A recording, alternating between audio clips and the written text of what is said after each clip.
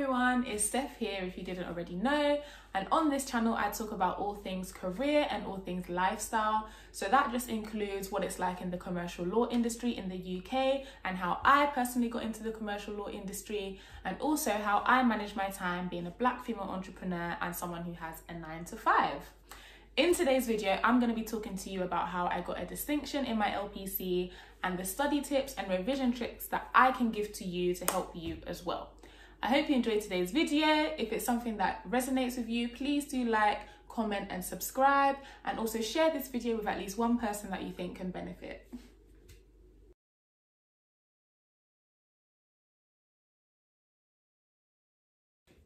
So how did I actually study for the LPC then? Before I get into the breakdown of the different modules, I just want to say from the outset that the LPC is not like your undergraduate degree at all. So I studied law at undergrad, and for me that just meant a lot of late nights kind of reading in the library, trying to go through different textbooks, trying to understand 300-page cases, trying to understand whatever it was Lord Denning was saying. And the LPC isn't like that at all. It's much more a case of you practically applying principles. So if there is something that you do need to know from a case, 9 times out of 10, they will just give you the principle from the case. You're not going to have to read through everything. And then you just have to actually apply that principle to the situation at hand. So that for me is what kind of shaped how I structured all of my study notes for every single module. So the first study tip that I want to talk to you about is for the core modules. So that's BLP, which is business law and practice, PLP, which is property law and practice, and then litigation, which is split up into civil litigation and criminal litigation. And I'm going to be using my business book to talk you through the example. I'm just using this book because it was the first one that I had to hand, but I did use the same method for all of my core modules, so it doesn't really matter which one you want to use. And the first tip that I can give to you is making sure that you have an effective tabbing system. So this is so important, because once you start the LPC, it honestly feels like you're being hit by a ton of bricks, and that's not to scare you, that's not to put you off, but it is a lot of work, it is a lot of reading, and it is a lot of synthesis to do. So a habit that I started off with was just tabbing what legislation I needed for the following SGS, just so that it meant that if my tutor was to ask me a question, I would be able to easily kind of turn to the right legislation for that lesson. But then I soon realized when it got to a mock week, so about halfway through the core modules, we had mocks, I realized that it was very ineffective, because I might have tabbed like the same legislation twice if I'd used it in SGS 1 and in SGS 6. I had no idea what the different colours meant. I'd only remember what the tabs meant for that particular lesson, but when I came back to it later, I didn't know what the tabs meant. So in all honesty, I just realised that tabbing as I went along for every SGS wasn't effective. Instead, it made more sense to have an actual system which would apply to the module as a whole. So during mock week, when I was revising, I made up a system which I then stuck to for the remainder of my core modules, and that works really well for me. I did really well in core. So what was my system? You don't have to use my exact same system, but I'm just going to talk you through it anyway, because this system did work for me. Every book had a top, a side and a bottom. So what I did generally was I made sure that whatever needed to happen first was tabbed up at the top. Then whatever needed to happen in the middle was tabbed down the side, but I had a very particular way that I tabbed it down the side, and I will talk you through that. And then whatever had to happen at the end was tabbed down the bottom. So that was my basic structure for every single module. Then I went further and I assigned a particular colour to every little thing. So I will use one of the topics in BLP as an example. If I go to the blue sticky tabs, that's for substantial property transactions. And even now, even though I sat my core exams about 8 months ago now, I can still flip to the blue tag and I'll know straight away that it's for substantial property transactions, because that's how ingrained the system is in my mind. So it actually really does work. So if I flip to one of the top tabs at the top, I'll see the different instances where substantial property transactions actually apply. So that's what would help me kind of look at the question and say, oh, okay, this has happened, that matches up to this particular piece of legislation, therefore it's a substantial property transaction question. Then down the side, I would look at my first blue tab, and the way that I tabbed up my book was that I would tab it in the order that it needed to be in. So up at the top here, whatever was highest at the top on the page was the first step that needed to be done. Then whatever was second was the second step, whatever was third was the third step, etc. And going downwards, I would have the order of the steps that I would need. This is really, really important for BLP in particular, because when you're writing your board minute questions, like your 24 marks, you really don't want to be there faffing around trying to work out what order things need to be in. So it's really, really helpful if you've already got that written down, quote unquote, because you're not actually allowed to write in your book. So this was an effective way of me kind of writing down the order without actually writing, if that makes sense. Then for my post-meeting things that needed to be done, I have at the bottom a couple of blue tabs. So again, I would just close the book and then I would be able to open it to wherever it was at the bottom.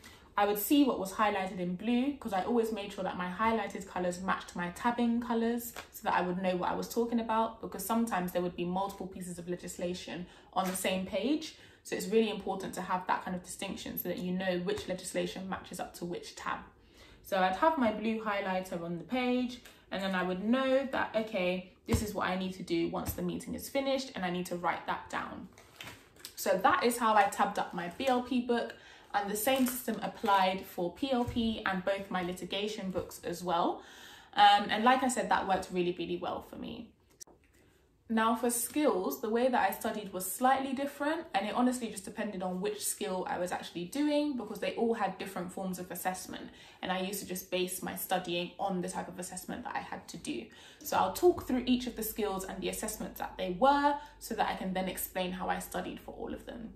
So the first two skills that I did were interviewing and advocacy, and both of those were assessed in the form of a 20-minute long kind of recorded, I'm not call it an interview, but recorded role play, I guess.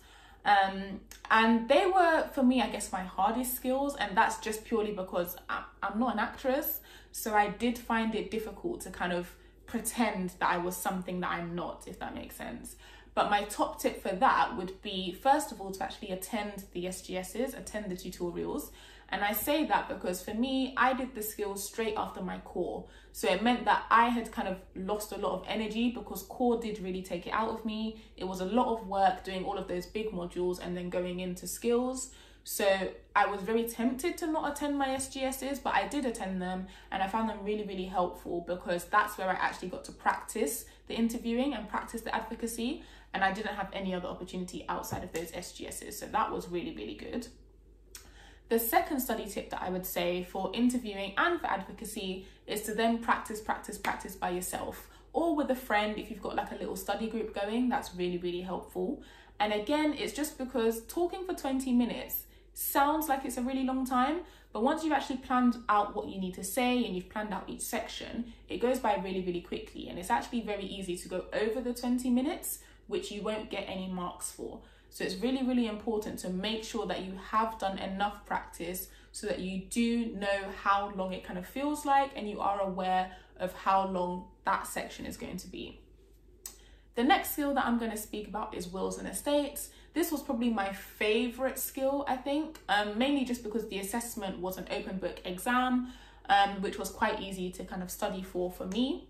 So what I did is that with the wills and estates pack that they gave us with all the information, at the end of each section, there was a summary kind of checklist, which told us what we needed to have understood in each section. So what I did before I even read through any of the material was I highlighted each of the bullet points in the summary in a different color, and I assigned a tab to each of those bullet points. And then when I went through the actual chapters, I would have my sticky tabs next to me, I'd have my highlighters next to me, and I was just highlighting the relevant information that matched up to each bullet point. This meant that when it came to the actual exam, I was able to read through the question and in my mind say, okay, this matches up to section C. So then I would flip to section C, and then I would look at what colors I'd assigned to section C, and then I'd be able to say, this question seems to match up to bullet point 3, which is in purple. So let's just flip to the purple tab, and then I would easily be able to locate the information there. It sounds like it's quite long-winded, but it was actually a very effective way for me to be able to locate the information, because that's the most important thing with an open book exam. It's not about how much you actually remember, but it's about how you're easily able to find the information that you need, because you don't actually have a lot of time. The final two exams, so Solicitor's Accounts and PCR, Professional Conduct Regulation, They were initially supposed to be invigilated exams in person, but then we went into lockdown, so those exams were moved for me, and then they became online open book exams. So I just followed the same study technique that I used for wills and estates. The only difference I had though, and this was purely just because PCR and solicitors accounts had a lot more material and a lot more content to cover. I actually read through the chapters before I then went over the summaries and kind of highlighted and tabbed them. And that was just purely because I did feel like I needed to have a bit more of an understanding before I started tabbing up my material. But honestly, I don't think it would necessarily matter which way round you decided you wanted to do it. That was just my personal choice because I kind of felt like there's so much material to get through that I do actually want to have an understanding of what I'm tabbing up so that I'm not double tabbing. I'm only tabbing it once where it actually needs to be tabbed. Wills and estates was a lot smaller in content, so it was a lot easier to make sure that I wasn't double tabbing and nothing was being repeated or anything like that. So that is how I studied for all of my skills. So now I'm going to talk about how I studied for my electives. For my electives, I chose to do private acquisitions, and then I also did debt finance and equity finance. I had a choice between private acquisitions and advanced commercial litigation, and I chose to do private acquisitions because I genuinely just feel like in terms of academic learning, I much prefer learning about contracts, transactional based things. I don't really like learning about like the civil code or the criminal code. Litigation in practice is very different to studying litigation, so I just didn't want to have to do advanced commercial litigation, and that's why I chose private acquisitions, and I really enjoyed it. For me, it was kind of a build on from BLP, and that was definitely my favorite core module, so I definitely made the right choice there. In terms of how I studied for the electives, not much differed from how I studied for core. So I still structured my notes according to the lesson objectives for every SGS. I still tabbed up my materials. The only thing that was a bit different was the fact that because of the national lockdown, my electives were changed to be online exams. So originally they were meant to be in-person invigilated exams, and then I had to do them online, and that made them open book as well. So then I kind of incorporated a bit of my wills and estate studying, and I created a checklist for every section of all of my electives, and then assigned colours and assigned tabs to all of my printed notes so that I could easily locate the material. So that covers how I actually studied for the LPC. Now I'm going to talk about how I revised for exams. And there were 4 main things that I did. So the first were the post-SGS and the pre-SGS questions.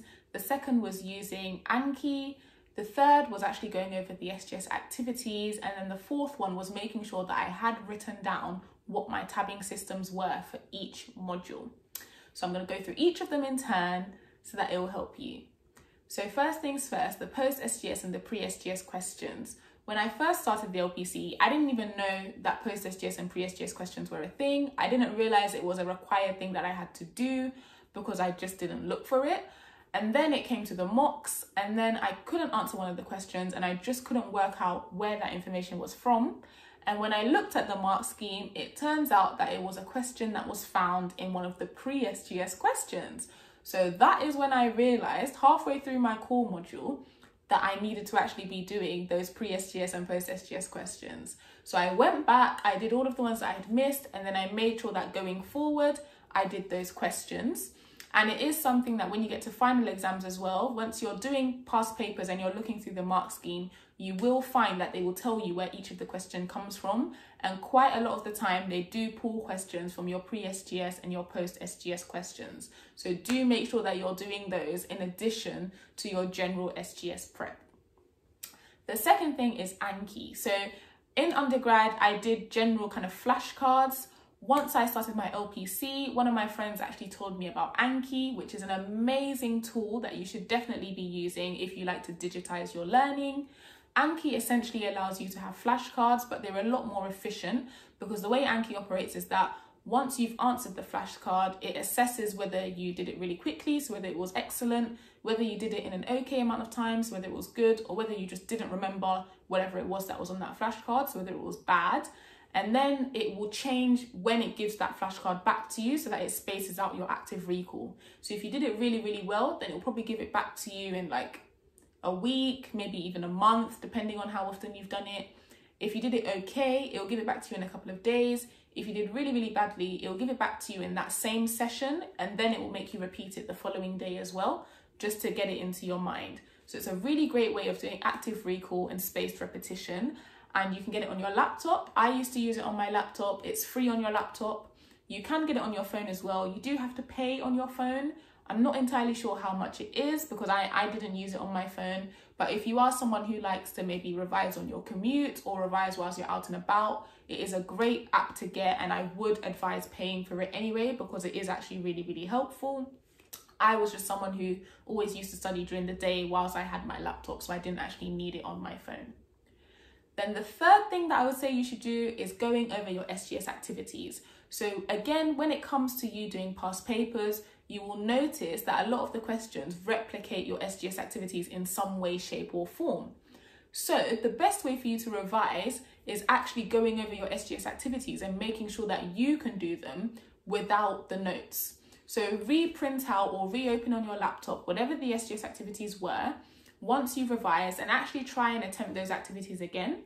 If you can do them without looking at your notes, then you probably have understood and you can move on to the next thing. If you can't, then you might need to go back and do a little bit more revision and do a little bit more learning. So that's how I personally revised. Then the final thing was making sure I actually knew my tabbing systems. I spoke about how I tabbed up my books earlier on. The main thing here is the fact that you aren't only revising for one exam, you're going to be revising for about 3 or 4 on the go, depending on whether it's core or whether it's electives that you're doing.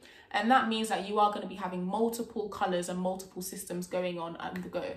So it's very, very important for you to not get confused. And that means that I actually wrote down what each of my tabbing systems were for every module, just so that if I did kind of pick up BLP and I was thinking of civil litigation, for example, then I could just check and see, okay, no, these are the colours that I assigned for all of my BLP topics. So switch into the BLP mode. And that worked for me really, really well because it meant that I had all of my tabbing ready and I just had to kind of revise what each colour meant so that I knew what was going on. Final thing that I want to talk about are my top tips, which honestly, everything else is really important, like the way you study, the way you revise, but I think without these little things, I wouldn't have got a distinction in the LPC. So these are my final top tips, and I've got 2 of them. The first one is to do with the tabs that I've been talking about so much. So I've actually still got some here with me, but I bought this like jumbo size pack of tabs from Amazon, and I think I paid like maybe £4 for them.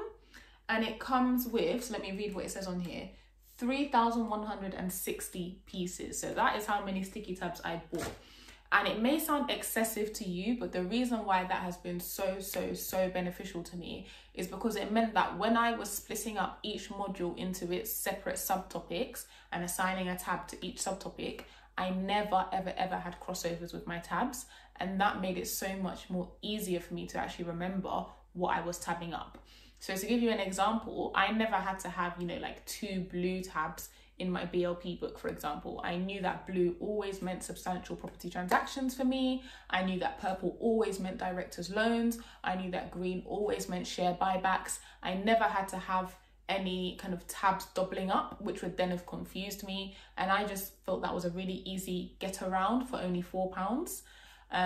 My second tip is with the highlighters. So this again relates particularly to BLP, but generally speaking, it's a useful tip.